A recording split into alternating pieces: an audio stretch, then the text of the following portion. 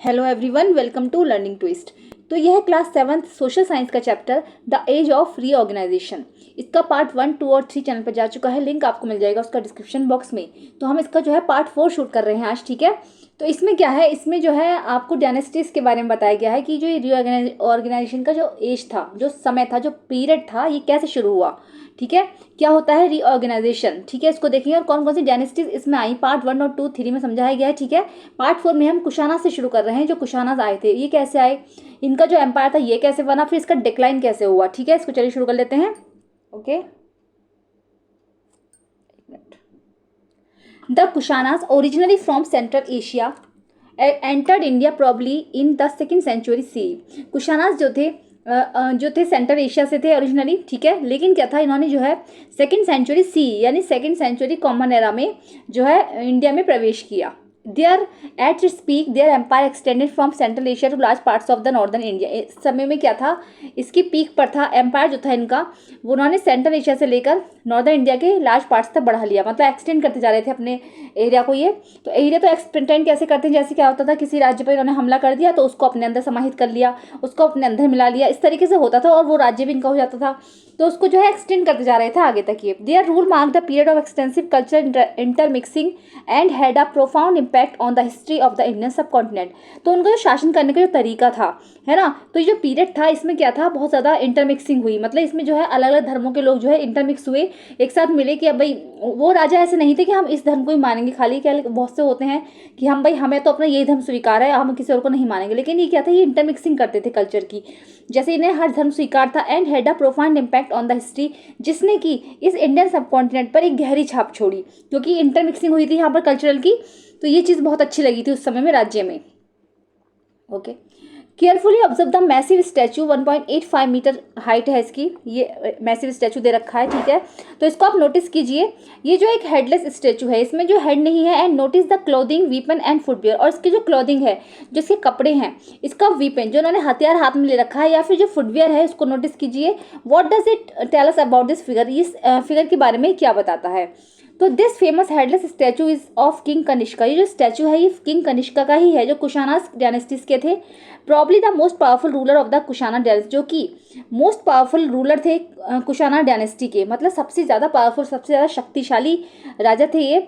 The Brahmi inscription on the statue reads, एक Brahmi inscription लिखा हुआ है स्टैचू पर, इन्होंने उसमें लिख रखा है, लिखवाया है इंस्क्रिप्शन में, महाराजा राजाधिराज। इनको कहा जाता था महाराजा राजाधिराज देवपुत्र कनिष्का, ठीक है। क्या, महाराजा राजाधिराजा देवपुत्र कनिष्का।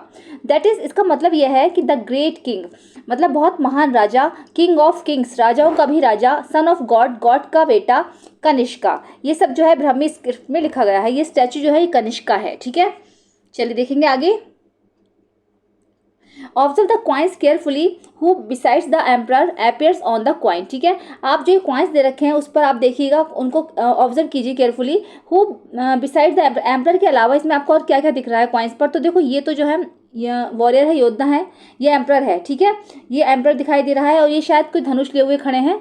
और ये जो है, हाँ, ये जो है शिव है नंदी के साथ, ठीक है। बुल नंदी के साथ है शिव जी, ठीक है। ऐसे ही है ये, और ये भी किसी की आकृति है। तो अलग अलग जो है क्वाइंस पर इनकी आकृति हुआ करती थी। हाँ, ये देखो, on the first coin Kanishka is shown holding a spear title king of kings. तो फर्स्ट क्वाइन में कनिष्का जो है एक स्पेयर को होल्ड करे हुए हैं, जिस पर लिखा हुआ है किंग्स ऑफ किंग्स, राजाओं का भी राजा। While the other side features Buddha, जिसकी दूसरी साइड में बुद्धा है, विद द इंस्क्रिप्शन, उस पर एक इंस्क्रिप्शन लिखा हुआ है बुद्धा इन ग्रीक स्क्रिप्ट, जो कि ग्रीक स्क्रिप्ट में लिखा गया है, इस तरीके से लिखा गया है ये, ठीक है। ऑन द सेकंड क्वाइन, और सेकंड क्वाइन पर एक एम्परर है, अपीयर्स ऑन वन साइड, उनकी एक साइड में तो एम्परर है और दूसरी साइड क्या है, Shiva with the bull Nandi, एक शिवा है, सॉरी शिवजी है बुल नंदी के साथ में, है ना। Let's reflect on the fun. आइए और सबको जो है हम देखते हैं क्या क्या है, तो देख लेते हैं। हाँ, तो देखो, ये जो स्क्रिप्ट लिख रही है ना, ये वाली, ये जो है बुद्धा लिखा हुआ है उन्होंने, ठीक है। ये लैंग्वेज थी वहाँ की, ठीक है, इस तरीके से। चलिए,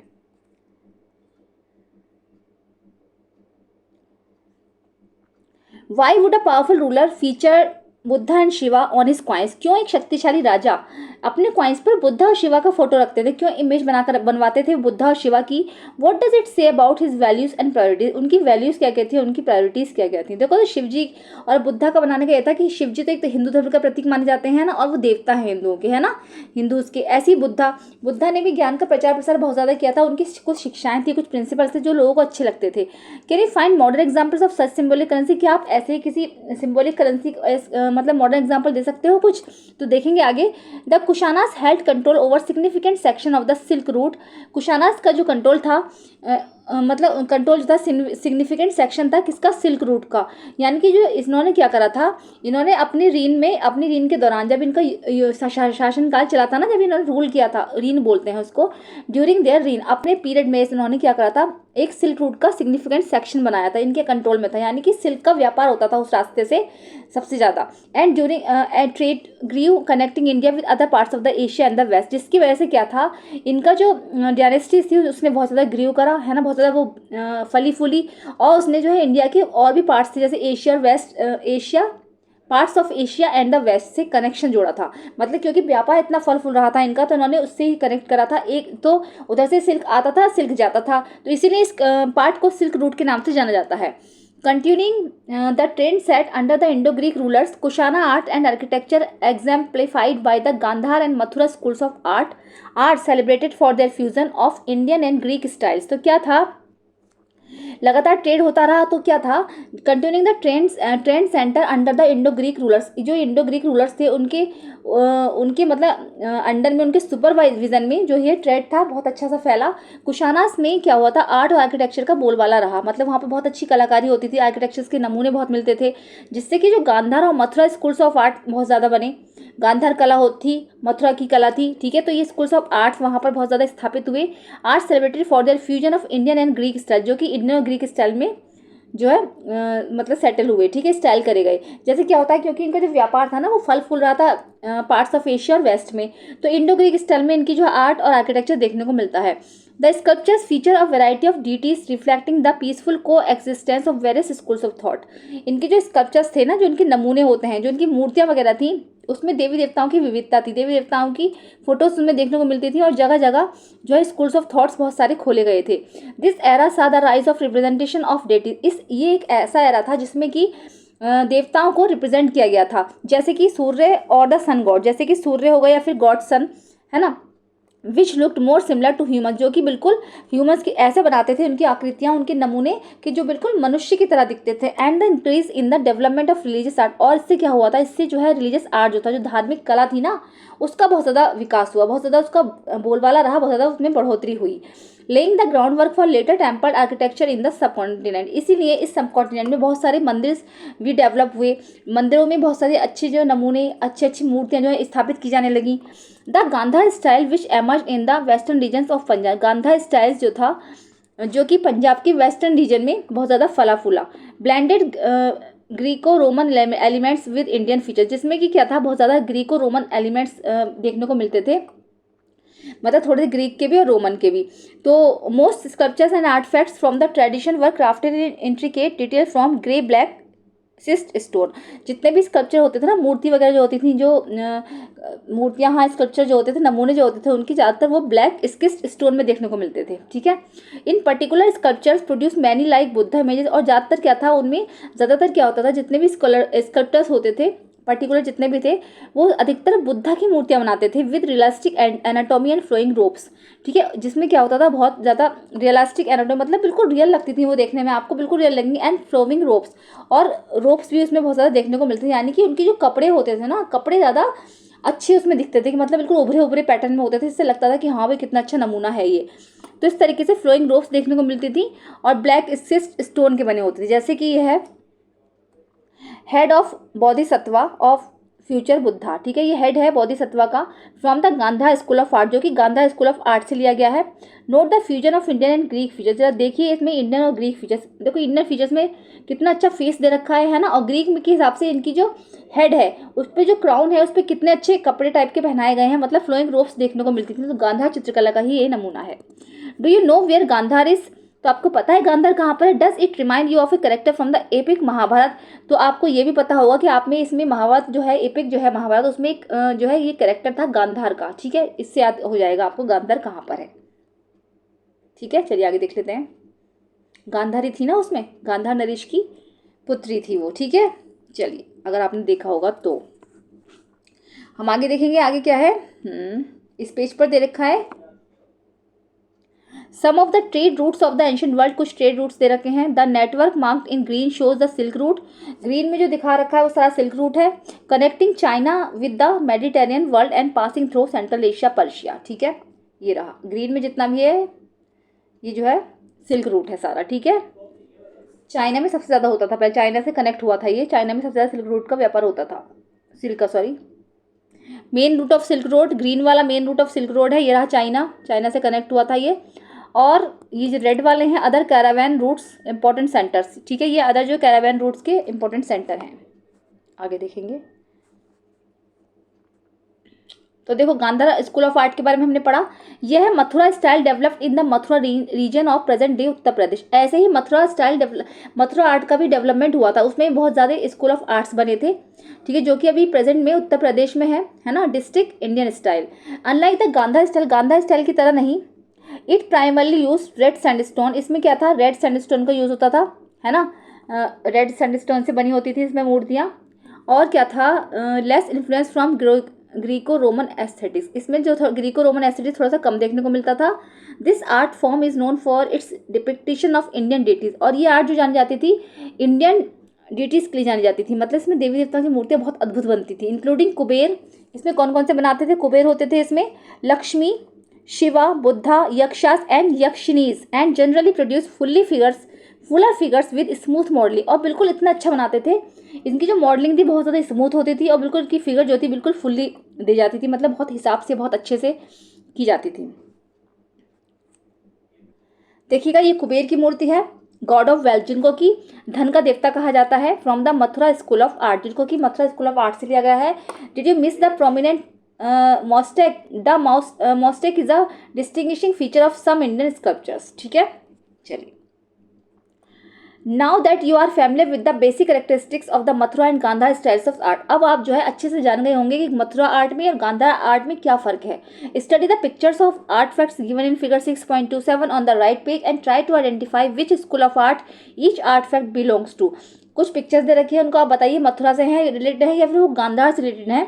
right your observation with justification and discuss your answer with your classmates, ठीक है। अपने क्लासमेट से आंसर डिस्कस कीजिए, इसको हम बाद में पढ़ लेंगे, पहले हम मूर्तियाँ देख लेते हैं, ठीक है, कौन कौन सी दे रखी हैं। ओके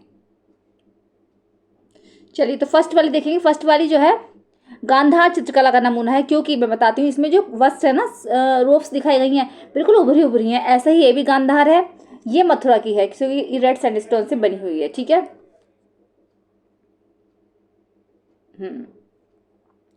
ये वाली भी गांधार है, ठीक है, क्योंकि इसमें जो रोप्स दिखाई गई वो भी उभरी उभरी है, और ये मथुरा है, ये भी मथुरा है, ठीक है, इस तरीके से। चलिए आगे देखेंगे, बाकी जो आपको लगे आप देखना कि क्या क्या है। इसमें टाइमलाइन दे रखी है, ठीक है, ये जो है टाइमलाइन है, टाइमलाइन भी देख लेंगे।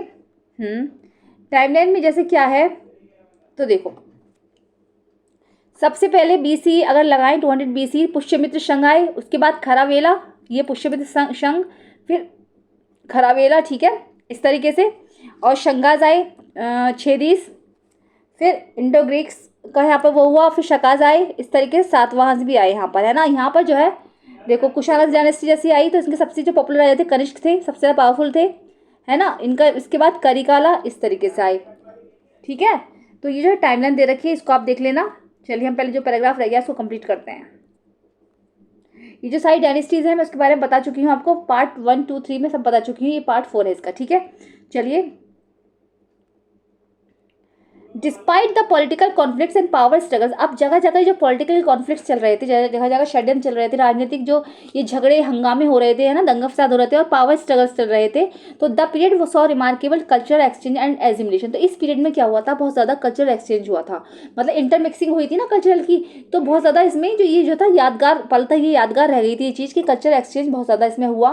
This shared heritage is evident in art and architecture where styles interact इसमें क्या था, इसमें जो हमारी सांस्कृतिक विरासत है उसका बहुत ज़्यादा शेयर्ड हुआ, मतलब वो इधर उधर बांटी गई, बहुत ज़्यादा उसका जो बांटी गई, and is evident in art and architecture. और इसीलिए वहाँ पर आर्ट और आर्किटेक्चर जो था, वहाँ का जो नमूने थे वो इसलिए गांधार के भी मिलते हैं, मथुरा के मिलते हैं, इंडो ग्रीक रोमन में बचे, क्योंकि इंटरमिक्सिंग ज़्यादा हो गई, क्योंकि इंडिया के भी मिलते थे उसमें जो फिगर्स वगैरह थे कपड़ों के हिसाब से रोमन के हिसाब से लगते थे, तो इसमें जो है इंटरमिक्सिंग बहुत ज़्यादा हुई थी। वेयर स्टाइल इंटरेक्ट, जहाँ पर स्टाइल जो थे वो एक दूसरे से इंटरेक्ट हुए, but with the dominance of Indian themes specially Hindu and Buddhist ones, it was also the age when Sanskrit literature flourished. ठीक है, तो क्या था इसमें जो थीम्स दी गई थी इंडियन थीम्स, उसमें स्पेशली हिंदू और बुद्धिस्ट की थीम्स का इंटरमिक्सिंग ज़्यादा हुआ था।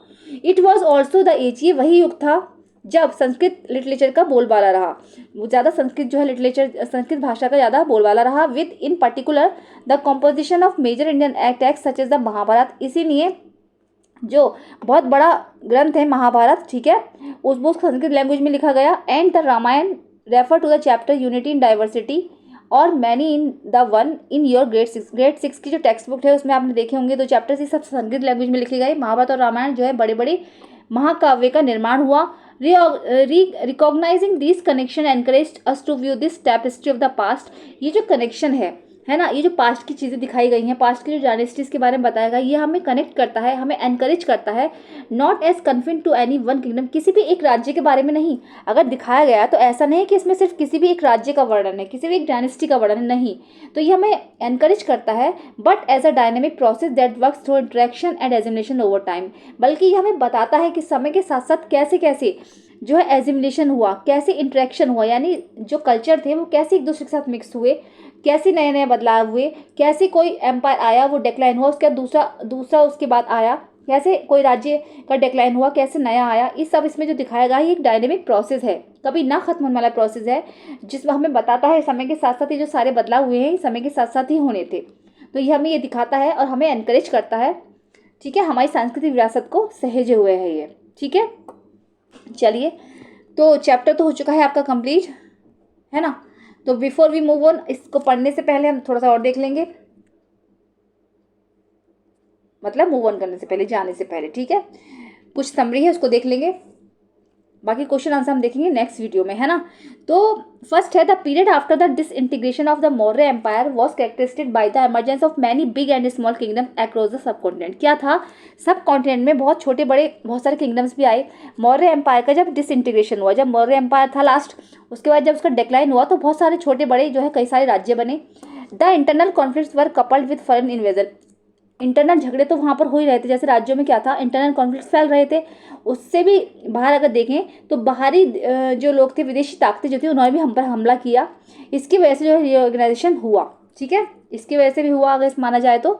फिर थर्ड है this period witness the dialogue of various cultures that absorb each others influence to create new styles of art. अब ये पीरियड ऐसा पीरियड था जिसने, जो कि गवाह है उस संस्कृति का, उस विरासत का, जिसने क्या है नए नए स्टाइल्स ऑफ आर्ट बने।